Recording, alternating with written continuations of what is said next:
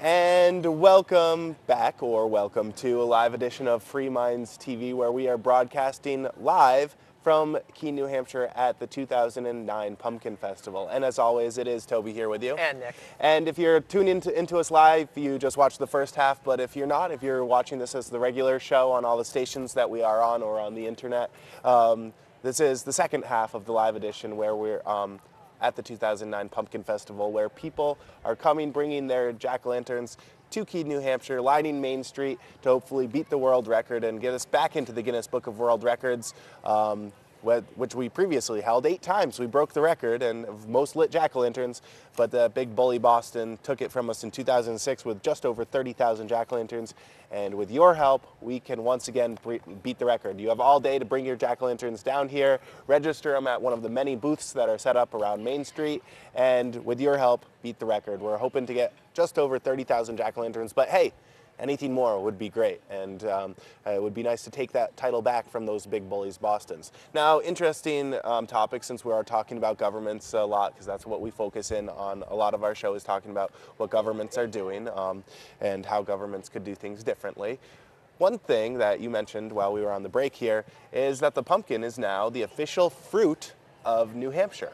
And that's something that was actually done just, I think it was last year or the year before, by a group of 4th graders that were learning about government and showed how if they want to change something, they go through the legislative process of changing things. So they changed the New Hampshire fruit into the pumpkin. And I think that's pretty harmless when governments name an official song. If they're doing anything, hey, if governments are passing laws and stuff and making more stuff, I mean, pumpkin naming us the official fruit, hey, that's fine with me. Yeah, I mean, it's just symbolic anyway. But yeah, pumpkins are the official fruit of the state of New Hampshire, and I think part of that might actually be because of the Pumpkin Festival. We're kind of known for it. I mean, it's something that Keene, New Hampshire does. Keene, New Hampshire on the map, but it really puts New Hampshire on the map as a whole as well. I mean, people are coming up here already for leaf peeping and checking out all the fall foliage, and hey, coming up for the Pumpkin Festival ties into part of that, because tourists are coming from all parts. I mean, it's not just the community anymore. It used to just be the community when it first started. It definitely does have a lot of drawing power, not from surrounding states. Some people come from quite a ways away. I mean, they've heard about it, and you do get some people from other countries. Not a whole lot, but you have people bussing in from everywhere. Yeah, you certainly do. And, I just don't think that Boston has as much of an appeal. It's a big city. You're not really, I think Keene is a bit more scenic for that kind of thing, and it is a community organized festival, so it's a bit more authentic, I think. And I think that's one of the reasons that people like to come here. I'm wondering whether the turnout will be a little bit different this year because the economy's down a little bit. People who had previously come here, maybe they'll decide, if you're in New York or New Jersey, maybe you're going to decide maybe it's not worth taking the money to drive up there. Nick, while that's true, I think a lot of those people didn't bring pumpkins anyway. So what I want to focus in on people who are bringing pumpkins. And while it's nice to get the tourists, they really help the economy here too. What I really, really want is people to come down here and bring pumpkins. I know I brought several. I brought a whole bunch of pumpkins. So did my wife. She carved up a couple pumpkins and we brought them down here. So hopefully, if enough people are like us, we will definitely break this record. Yeah, well, and hopefully, I mean, if you're coming from out of state and you haven't brought a pumpkin, find somewhere and buy one. Yeah, they're everywhere. I don't know how many people would be watching us. Maybe this is on in a restaurant or something, and people are watching us broadcasting from downtown here. But, if you showed up, I'm not saying you have to bring a pumpkin. You took the money to come here, enjoy the festival if you don't want to do it. Yeah, you can get a pumpkin real cheap. But you can be, I mean, a few bucks. It can be really small. But you can actually be a part of the Pumpkin Festival, and to me that would be more fun than just simply coming here looking at the pumpkins. Rather, I was there when the record was broken. What about I was there and I helped break the record? That's something that's much, much cooler. But anyways, this is Free Minds TV, and as you guys who are familiar with the show, we do talk about governmental issues a lot here and point out some of the silly things that they do. And we did want to do that a little bit today. It is, last time we were talking about some pumpkin-themed and Halloween-themed stories, but this time we're going to shift gears a little bit because I saw a story that I just couldn't resist bringing on the show today. It's about cows and farmers and being mean to cows, and how over in the UK they think that is cruelty to cows to keep them in the dark. Yes, a farmer who is 65 years old has been fined £150 and has been threatened to have his cows taken away because he does not have adequate lighting in his cow barn. Well, he doesn't have any electricity whatsoever, not in his house, not in his barn. And officials visited his farm and said that he's going to have his cows taken away and be fined a lot of money if he doesn't provide a generator to make electricity so that his cows don't have to be in the dark. Now, Nick, people have been farming cows long before electricity was harnessed by man and light bulbs were put into barns. In fact, a lot of Amish farmers continue to farm and have barns that don't have lighting or electricity already. And a lot of farmers out in the American West and in other places, they ranch cattle. So the cattle aren't even in a barn. When the sun goes down, that's it. There's no electric lighting out on the range. So I'm not really getting the point here. And it's interesting to me that this farmer doesn't have electricity in his home, but for some reason, the officials over there in the UK are worried about the cows not having electricity. It's okay for the guy to live without electricity, but the cows are entitled to it. I don't really think the cows care, to be honest. I mean, they're cows. I mean, it's not like keeping them in the dark when they're in the barn. Seems like animal cruelty to me. But this poor old farmer, although he doesn't have any electricity in his house, he lives without electricity. Is it cruelty to him? I don't know. But he's having to buy a generator for his cows and pay this fine. And we'll just break for this attention. All vehicles must be out of the footprint at this time. They're all gone. All vendors, please remove your vehicles at this time. They have to be gone now. All right, so if you're a vendor and you're watching this, I don't know why you would be if you're a vendor, but if you're watching this, your vehicle must be gone, and we see a couple still pulling away behind us. Actually, there's quite a few vehicles down Main Street that look like they're going to try to get out of here because Main Street's going to be turned over to pedestrian traffic only here for the next. Right, this area that's behind us will only be cleared for another hour, a couple hours more, and then it'll be filling up with a whole bunch of people and pumpkins, and this is really where the main event is right behind us. So that's why vehicles have to get out of here, because Main Street is closed down for the entire day, and then tomorrow at this time it'll be weird, even though there's going to be tens of thousands of pumpkins, tens of thousands of people. There's going to be little remnants of it come this time tomorrow, because they do. You know, people do a really good job of cleanup, and people are volunteering to do cleanup, which I guess is fun because you get to smash the pumpkins. It's later at night, so I've never actually done it. Well, they start at like 4 or 5 in the morning. You smash them when you throw them in the truck, not on the street. Right. Don't do that. Yeah, that makes cleanup very hard. Smash them in the truck if you want to volunteer. Yeah, I mean, there will be, inevitably, there will be course. some pumpkin guts on the street, whether it's on purpose or by accident. But for the most part, things get cleaned up pretty well, and you would never know that there were tens of thousands of people and tens of thousands of jack-o'-lanterns here in downtown, which I think is a good thing. Nobody likes to really trash their town. I was up in Springfield, Vermont, when they were named as the Simpsons' hometown. Yep. God, they trashed that place. Did they clean it up by Sunday the next day? I don't know, but there was like trash everywhere, like plastic bottles kind of trash. Well, I guess that kind of goes along with the theme of The Simpsons, right?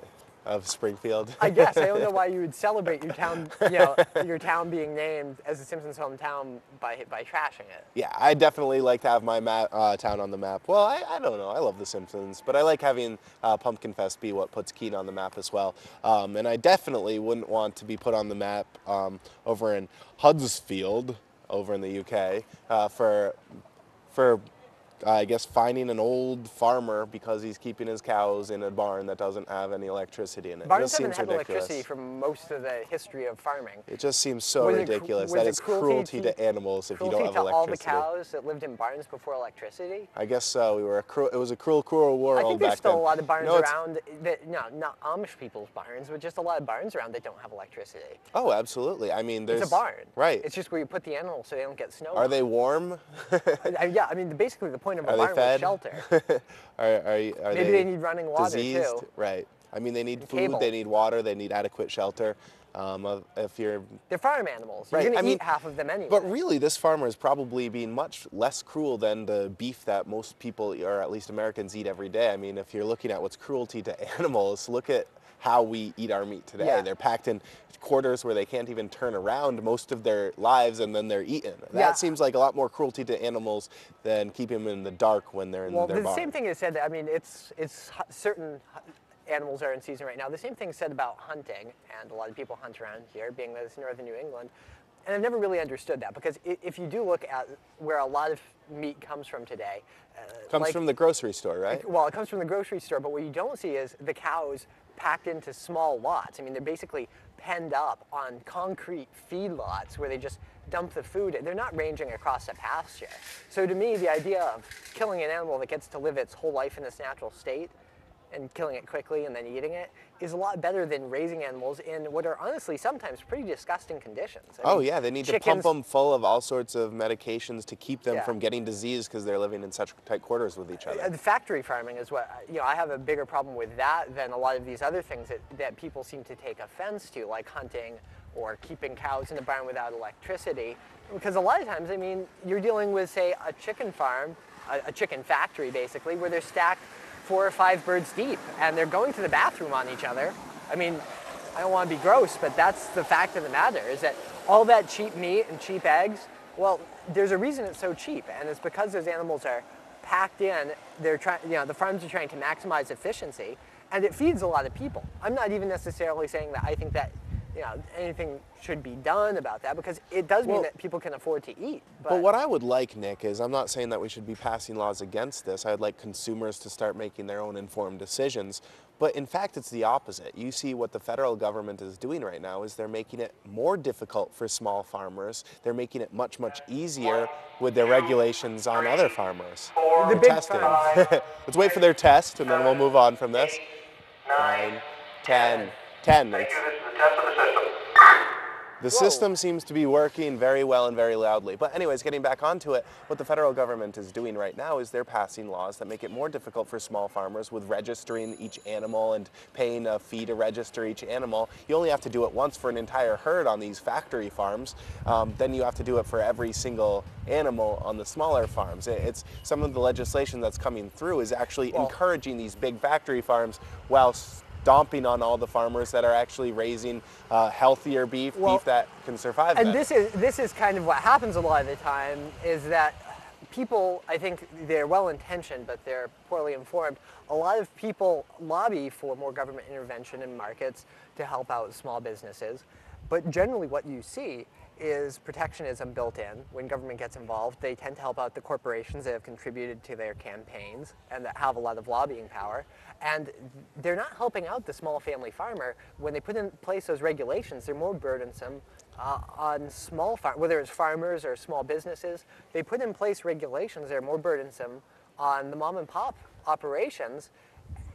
And sometimes they explicitly write out big business operations, big corporations that meet a certain threshold of business. So what is actually done in practice is exactly the opposite of what I think a lot of supporters of that kind of legislation intend. Right. And I think that's always the way it's going to be. I mean, some people see that and they say, well, we just need to change it so they're actually passing laws that help the little guy. Well, that's never really going to be the way it works, because they don't have much to gain by helping the little guy. If you're in a position of political power, you're really incentivized to help out people who are going to be able to help you get reelected, and to line your pockets, basically. I'm not saying it's necessarily out and out corruption, but you're going to favor the influential people. And then, of because course, they can scratch your back. there is all that out-and-out corruption that is definitely going on as well, and we're just talking about farmers here, but it goes on to every aspect of business. When you talk to small business owners, and I've talked to many of them, a lot of them are going to tell you that their biggest impediment are regulations and the government. And so you look at why are small businesses shutting down? Well, the economy stinks, but governments are also making it much, much harder with the regulations, no matter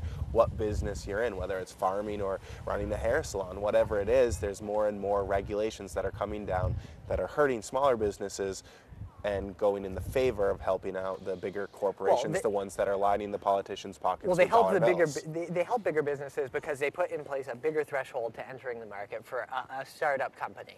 There's more paperwork, there's more fees, there's just more red tape. And so it makes it less likely that new competition is going to get into the marketplace, and it helps drive out some of those smaller companies, the companies that maybe their profit margins are not huge, and a new regulation is going to push them over the edge, whether it's an increase in minimum wage or new safety regulations that require a lot of upgrades. It's going to push them over the edge to where they're no longer competitive and they have to shut down. And big companies with large profit margins, they're going to be able to meet those requirements, those new regulations, without using very much of their profits, without it, because their profit margins are just so big. They're going to be able to meet those requirements. Smaller businesses that are maybe already not in the greatest shape, are not going to make it, and it's going to push them out of the market. Less competition means more business for those for those corporate, whether it's corporate farms or bigger stores that remain in whatever marketplace it is you're talking about. Absolutely. And I did want to, before we move on to the next story, and of course, if you have different thoughts, fmtv@freemindsmedia.org. If you disagree with what we say or you want to clarify some things or weigh in with your opinion, we really love to hear back from you, the viewers. I mean, this can seem like some strange and wacky ideas to a lot of people who really think that the government is helping out in every aspect. But if you look at the numbers, if you look at where things come down, oftentimes they do a lot more harm than good. And that's why we on this show are advocating for smaller government in all areas. It doesn't matter where it is, the land of the free, home of the brave, we should have smaller government, not bigger government. But we are broadcasting live from the Keene Pumpkin Festival, the 2009 Keene Pumpkin Festival, where things are just getting started. It still is very early in the morning. They just cleared out all the vendors' cars, so now that the pedestrians will start filling up the streets and bringing down more pumpkins. If you are watching this live, it is definitely not too late. Bring down your pumpkin. You can do it all day long. I think registration closes at 8 or 9 tonight, so you can definitely come down and help us break the world record of just over 30,000 pumpkins. And beat Boston. Beat out those big bullies. I mean, who do they think they are? A bunch of bullies. That's what I think. I was watching on the news last year, and they have electric machines, electric saws to cut open the pumpkins. I mean, that's not carving pumpkins. That's using electric tools to essentially make an assembly line to make jack-o'-lanterns. That's not what we're about here in Keene. We're about people bringing their pumpkins down they actually and being a part of it. hand. Yes, absolutely. So, I mean, not only if we beat them, would it be us beating a big bully Boston, but it would also be a lot more legitimate. I mean, theirs is, in my eyes, their winnings are a little bit tainted because they essentially had an assembly line for a lot of their pumpkins. They meet the criteria for the record. Right. So the Guinness Book is going to give them the record. But They should still have an asterisk next to it, Nick. if you use power tools or some kind of machine. Well, I'm sure some of these are created with power tools too. But anyways, it would be nice to beat that record. But we do have more stories to get to because this is Free Minds TV. We do try to challenge you guys on a weekly basis to think outside the box, think for yourself, and not believe everything you're told. I mean, be critical. Look for news sources for yourself. Don't believe everything we say either. We post up our show content so you can look at it on our forums up at freemindsmedia.org. So don't just believe what we say. Don't believe the other news agencies say. Don't believe what the government says. Be your own source. Look it up for yourself and make your own informed decision. Don't just believe what the Democrats say because you hate the Republicans. Vice versa, don't just believe what the Republicans say because you hate the Democrats. Chances are they're all going to make bigger government in some area. They're going to lie to you. Absolutely. Basically, I mean, politicians will tell you what they think you want to hear. And they want your vote, they want your money, and they want to have control over you for the most part. Right, and all we want is less. Whether they're Republicans or Democrats. We just want less government and more freedoms for everybody, not just for me, not just for Nick. I mean, I want to protect everybody's freedoms because not just the ones I care about, but everybody's are important. And that's what I would like other people to start doing too, not just worrying about what they're interested in, whether it's Second Amendment or drug issues, but how about caring about everybody's liberties, everybody's freedoms, care about your neighbors, and then your neighbors can care about yours. Anyways, we do have another story to get to. I thought it kind of goes on a theme of something we've been talking about on the show, which is zero tolerance in knives, and also something that has to do with Pumpkin Festival, which is knives and carving of things and using bladed objects. And we were reported a couple of weeks ago on a boy who was given a 45-day suspension and having to attend a reform school because he brought his Swiss Army knife to school after he got it from Cub Scouts to eat his lunch with. He had a fork and a spoon on it and he brought it to eat his lunch. Suspended from school for 45 days, having to attend a reform school. This week we have no longer a Cub Scout but an Eagle Scout who is finding himself in hot water similar to this, but could actually go on his permanent record, and he didn't even bring it inside the school, Nick. No, and this story is coming from upstate New York, where a 17-year-old Eagle Scout has been barred from stepping foot on school grounds for 20 days for keeping a 2-inch pocket knife locked in a survival kit in his car. The Scout's name was Matthew Whalen. He was a senior at Landisburg High School. And he says he follows the Boy Scout model. He keeps a survival kit in his car, which includes not only a knife, but a sleeping bag, some water, a ready-to-eat meal. And a knife is a very important tool. If you're going to have a kit, even if you're not going to have a kit, it's really something that you should probably have on you. It's a pretty versatile tool. And it's something that I think people should carry. Certainly by the time you're 17 years old, I think you're old enough to handle that responsibility unless you've got serious mental problems or something. And he was keeping all of this in the kit in his car. He says he doesn't know who reported it to school officials, but they called him down, asked him if he kept a knife in his car, and he was straightforward with them. He said, yeah, I'm an Eagle Scout, and I have a 2-inch knife in my car. Apparently the knife was given to him by his grandfather, who was a police chief in a nearby town, so his grandfather didn't think too much of it. And the police were actually called. They said he hadn't broken any laws. It's not like he did anything illegal in the state of New York. It's just because of the school's zero tolerance policy.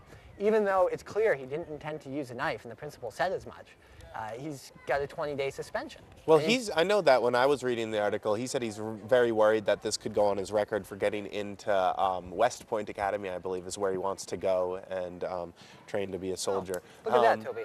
Oh dear, I don't think it's not on the screen, luckily, Nick. Well, I mean, it's a 2-inch pocket knife. I think that's roughly what you're talking about here. It's not like a... That's not even big enough to carve most of the pumpkins No, around I mean, here. it's really maybe for cutting string or something like that. I mean, it's not, you're not talking about a weapon, really. Right, and this is an Eagle Scout. It's in his survival pack in his car, and now it could prevent him and show that he had a 20-day suspension. And while if they looked into the matter, maybe he'll still be able to get into the schools he wants to get into, but maybe they just look and say, he has a 20-day suspension for bringing a knife to school. That's probably what it'll look like, and he's rejected and these for it there. zero-tolerance policies don't make much sense. They don't work. Studies show they don't work. Well, and this kid here, Matthew Whalen, was asking, what if I had a baseball bat in my car? Because a lot of people on, say, the baseball team might. Couldn't that be used as a weapon? It seems like it'd be a lot more effective than a 2-inch knife, to be perfectly honest. And the police officer said, well, that's not the same thing. Or what about a car? It seems like that could be used as a weapon as well. And I mean, those are all over the place. I mean, in shop class, you handle all kinds of tools. The science lab's got acid. I mean, anything can be a weapon. And these zero tolerance policies, they just don't make any sense. Studies show they don't even work. They disproportionately target minority students and students of lower incomes. Yeah, it's not uniform enforcement. No, it's absolutely not. Because it's a ridiculous policy. And you'd actually have to be looking to get somebody in many cases. You'd have to be out to get them, because a zero tolerance policy doesn't mean that somebody is making threats or acting violently. I mean, that's just, you don't need a zero tolerance policy to cover that stuff. Zero tolerance means if you keep a 2-inch knife in your car at 17 years old, and the car is parked on school grounds, then you're in trouble, which doesn't make any, it just doesn't make any sense. It's an overreaction. When I was thinking about this, I mean, a lot of the schools around here are carving pumpkins. I mean, I work in a school, my wife works in a school. They are carving pumpkins and bringing them to Pumpkin Fest, which required knives in those schools. Are schools that have zero tolerance just not allowed to carve jack-o'-lanterns? Because that's a tragedy to me if I think about it. I mean, I like the idea of carving jack-o'-lanterns. Well, they probably give them those little orange, crappy pumpkin carvers. And that's the only time I've injured myself using one of those, because it snapped off and it slipped. Someone nodded and cut yes me. to me. So yeah, I think that's what I remember using in school. But still, you could cut yourself with that. I don't get the zero tolerance policies, because you can use it's all for show. It doesn't make anyone safer. And if you actually have a kid who plans on bringing a knife to school to stab somebody or to threaten somebody, they don't care about a 20-day suspension. It doesn't make sense. They're not worried about getting busted for having a pocket knife if they're actually somebody you need to worry about. Yeah, if you're going to be stabbing people, I don't think that the zero tolerance policy is what they're worried about. Just like a criminal who's owning a gun is getting busted for an illegal firearm, if they're going to be using it in a dangerous or illegal way, the fact that it's an illegal firearm doesn't really mean much to them. No, it's just words on a piece of paper. The only people getting targeted are the ones who the law wasn't really intended to nail. Right. Yeah, the law was put in place so they could really get tough on kids who were being violent or who were threatening people, largely after Columbine and some other school shootings and things like that. Right. But because of the fact that the kids who are going to be violent obviously they don't care about the rules, you're only targeting those kids. The only kids who care are being affected. And these rules, and a lot of they're minority unnecessary. students as well. I was looking up some of the studies, and it showed that it is a way that officials use to sometimes target certain students. But anyways, shifting gears, we are running low on time because we are live from the Pumpkin Festival. If you are watching us live, stay tuned to Cheshire TV or come on down here. This is going to be going on all day. I mean, there's going to be numerous shows on. You want to come and get on TV, tell a little story about your pumpkin, show your pumpkin. There will be plenty of times to do that all day if you want to come on down here to Main Street in Keene, New Hampshire at the 2009 Pumpkin Festival. If you're watching this as a normal Free Minds TV spot on one of our stations or on the internet that we're on, come down next year. Make it a point to come to the Keene Pumpkin Festival. It's a yearly tradition that goes on here in Keene, New Hampshire, and it would be awesome for you to come next year, 2010, and bring in your pumpkin. But as I said, it is still very early in the morning, Nick. This is going to be going on all day long. There's Cheshire TV is going to be broadcasting. They've been broadcasting since early in the morning, and they're going to be broadcasting Well, we all should make day. our prediction. Do you think we'll break the record or not? Absolutely. I'm going for 31,200 pumpkins, Nick. I have a feeling, because I have a carved more feeling we can. pumpkins than I've ever carved before this year, Nick. I have a feeling we can. And I brought more pumpkins here than I've ever brought here. So if I did it, I'm thinking in my mind other people are going to do it too, and more people are going to be bringing pumpkins in. We're going to break that record. What did I say? 31,200. So 31,200, and how about I say 24? 31,224 is my prediction. What do you got, Nick? somewhere close to that. Somewhere I'm close going to to think that. optimistically, I think low 30s, and hopefully it's more than Boston. Even if Yes. it's only by 20 pumpkins. All right, Just so a hair is all we need. you're Just watching a this little live. Make sure you help us make that prediction come true. Come down to Pumpkin Fest. If you are watching us on the delay here as part of the Free Minds TV, tune in next week for a brand new edition, and you can log on to Free Minds Media at freemindsmedia.org is the address for all the regular shows, and FMTV at freemindsmedia.org is the email address for all your comments and suggestions. And I just point out the first jack-o'-lanterns originally were made from turnips, so it doesn't necessarily have to be a pumpkin. I If you think got for something this, else you could, it does, though, doesn't it? but jack-o'-lantern. A jack-o'-lantern Oh. is not So necessarily you could bring in a pumpkin. gourd. You could anything that you can carve, hollow out, carve, and put a candle into. It's not as traditional, but I mean, All right. you could carve a big squash. Bring it on down. Anyways, it has been Toby here with you. And Nick. Stay tuned to Cheshire TV for our Pumpkin Fest coverage all day long. Thanks a lot.